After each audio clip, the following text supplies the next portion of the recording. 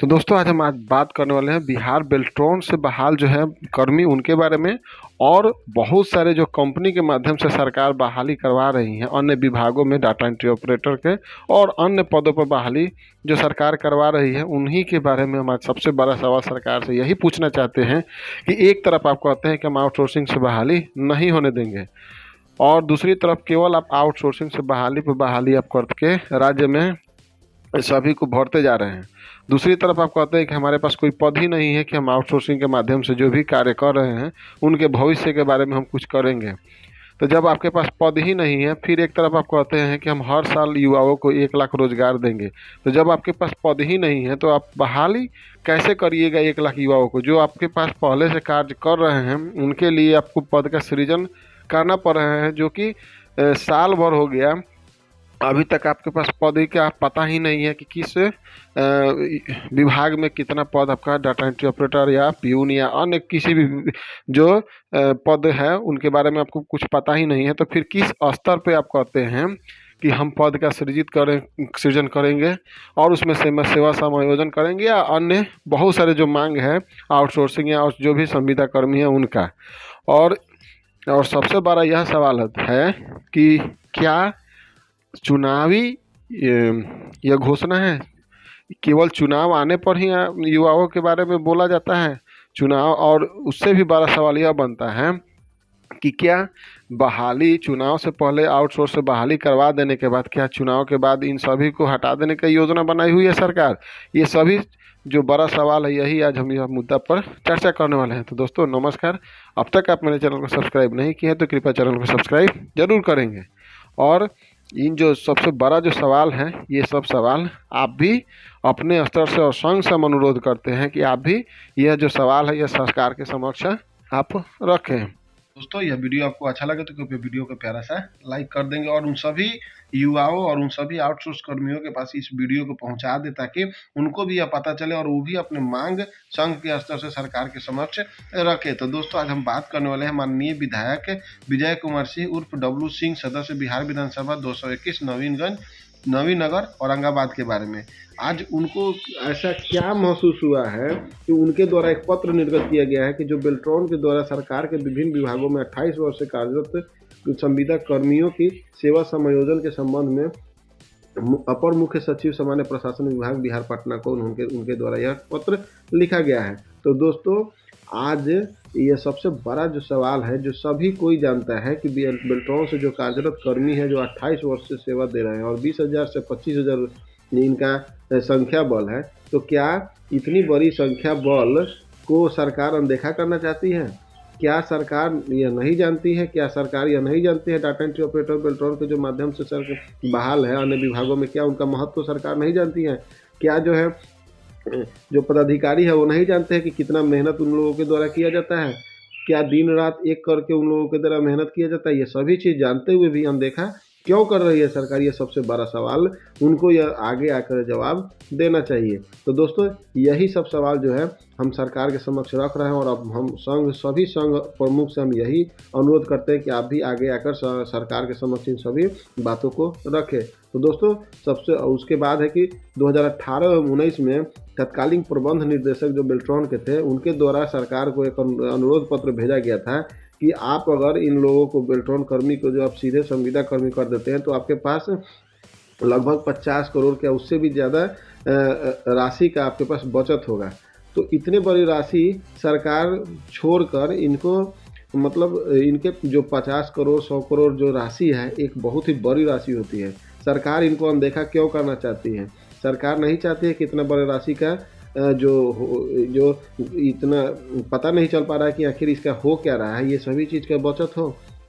तो यही सब सवाल है जो सरकार को देना चाहिए जवाब। तो सरकार एक तरफ लक्ष्य रखा है कि 1 लाख युवाओं को हम रोजगार देंगे, रोजगार सृजित करेंगे और 1 लाख युवाओं को रोजगार देंगे। तो क्या आउटसोर्सिंग के माध्यम से सरकार हर विभाग में बहाल करना चाहती है?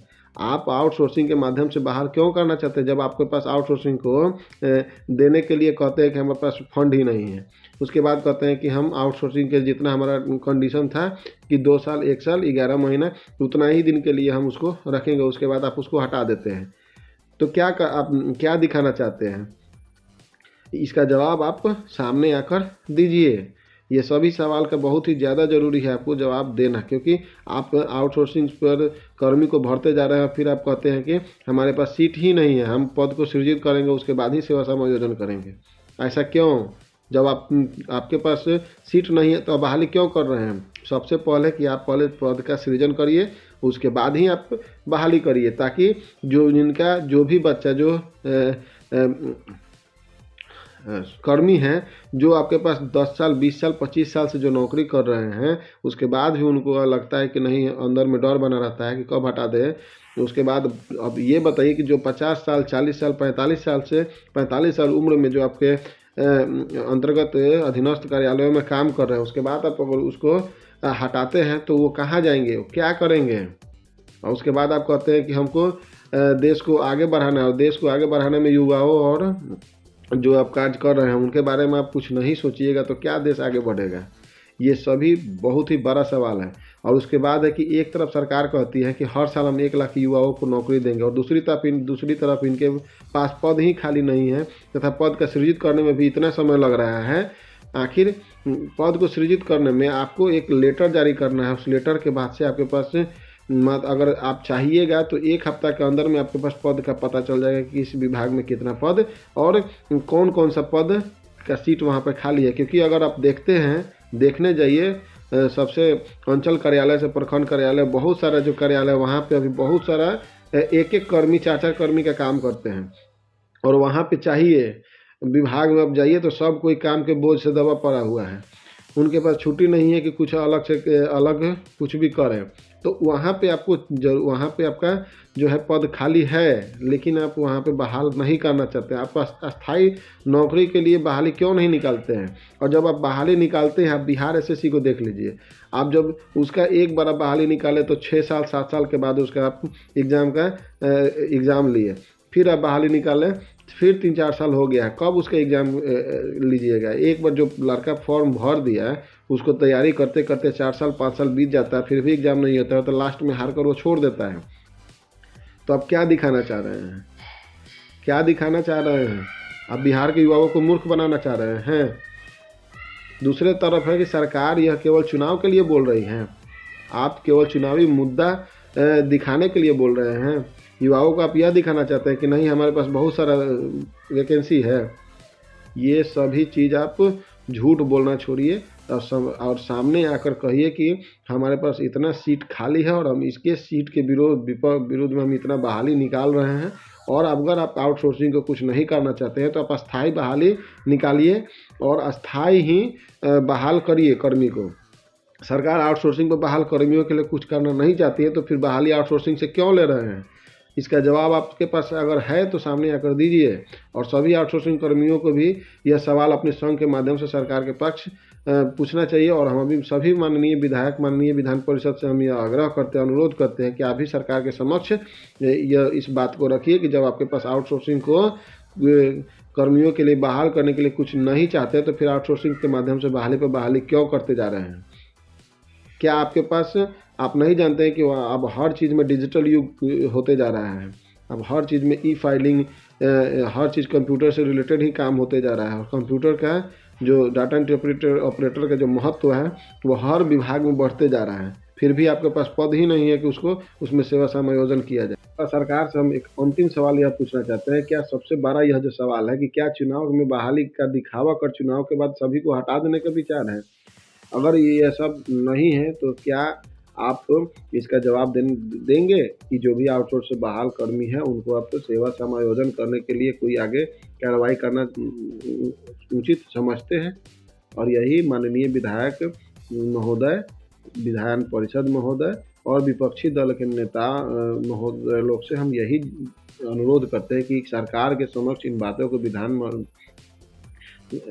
विधानसभा में अपने इन बातों को रखें और सरकार से इन सभी के सवाल का जवाब मांगे। तो दोस्तों उम्मीद करते हैं कि यह वीडियो आपको अच्छा लगा होगा। यह वीडियो अगर अच्छा लगा हो तो कृपया वीडियो को लाइक और चैनल को सब्सक्राइब जरूर करेंगे और साथ ही बेल आइकन भी दबा देंगे ताकि कोई भी वीडियो हम बनाए उसका नोटिफिकेशन सबसे पहले आपको मिले। और यह जो वीडियो है उन सभी आउटसोर्स कर्मियों के पास भी शेयर करेंगे ताकि उनको भी यह वीडियो देखें, सुने और अपना जो मांग है वो संघ के माध्यम से सरकार के समक्ष रखें और जो अपने अपने क्षेत्र के विधायक हैं, माननीय विधायक हैं, उनके समक्ष भी ये अपनी बातों को रखें ताकि वो भी आगे विधानसभा में इन सभी मुद्दों को सरकार के समक्ष रखें और सरकार से अनुरोध करें कि इस सभी बातों को वो इन पर अपना जवाब दें। तो दोस्तों इसके अलावा आप मेरे टेलीग्राम चैनल से भी जुड़कर इन सभी तरह के जो भी लाभ है, इन्फॉर्मेशन है, उसका फ़ायदा आप उठा सकते हैं। तो दोस्तों सरकारी नौकरी, सरकारी योजना और अन्य कोई भी लेटेस्ट इन्फॉर्मेशन अगर जानना चाहते हो तो कृपया मेरे चैनल पर बने रहेंगे। तो दोस्तों फिलहाल इस वीडियो में इतना ही। जय हिंद, वंदे मातरम।